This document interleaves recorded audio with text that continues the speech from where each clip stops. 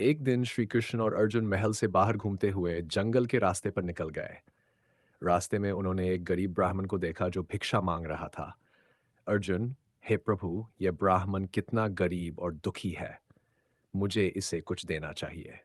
अवश्य, पर देखना इसका क्या फल होता है। अर्जुन ने तुरंत उसे सोने के सिक्कों की एक थैली दी। ब्राह्मण की आंखों में चमक आ गई। हे दानी अर्जुन, आपने मेरी बड़ी मदद की है। भगवान आपकी कृपा बनाए रखें।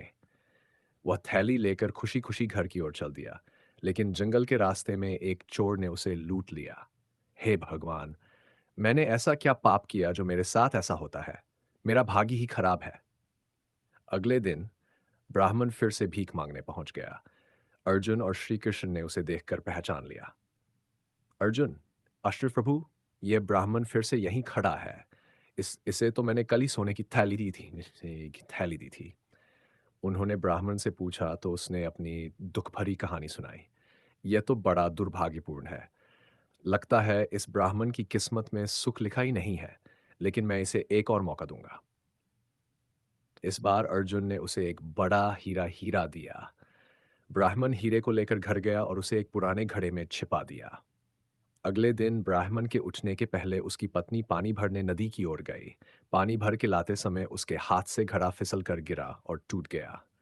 ब्राह्मण की पत्नी को याद आया कि घर में एक पुराना घड़ा है जिसका प्रयोग नहीं होता। उसने सोचा क्यों न उसी में पानी भर लाया जाए।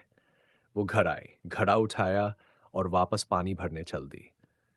नदी में जब उसने घड़ा डुबाया तो हीरा घड़े से निकलकर पानी में बह गया। जब वो घर आई तो उसने देखा ब्राह्मण पूरे घर में कुछ खोजता फिर रहा है।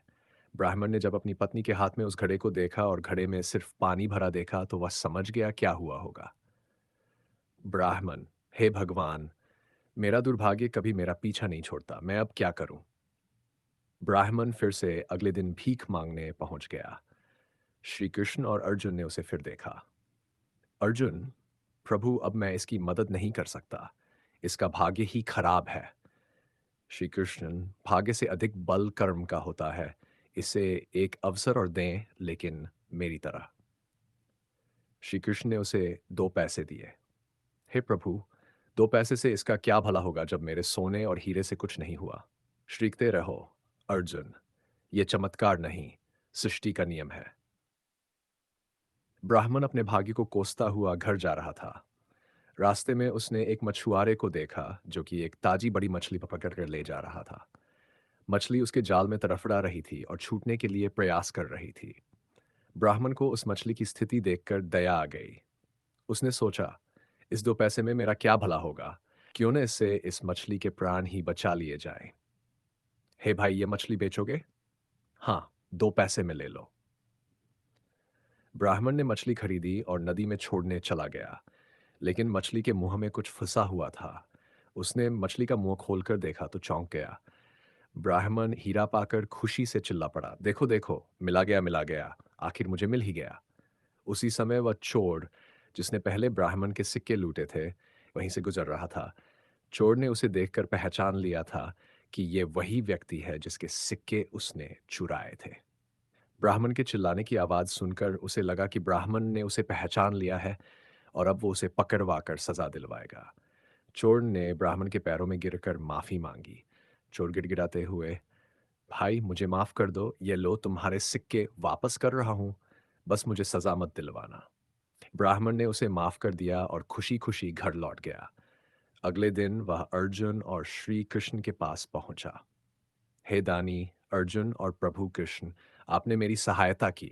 अब मेरे पास सब कुछ वापस आ गया है।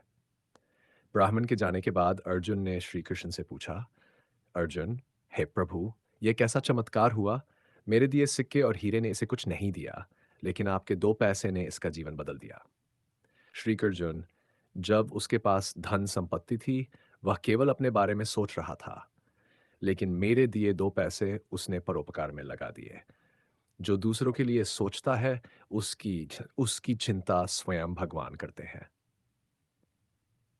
हे प्रभु, अब मैं समझ गया, निस्वार्थ सेवा ही सबसे बड़ा धन है। स्मरण रहे अर्जुन, जब भी तुम किसी और की भलाई के लिए कर्म करोगे, तब तुम भगवान के कार्य में हाथ बटा रहे हो। ये कथा वास्तव में बहुत प्रेरणादायक है और ये हमें जीवन में सही दृष्टिकोण अपनाने की शिक्षा देती है।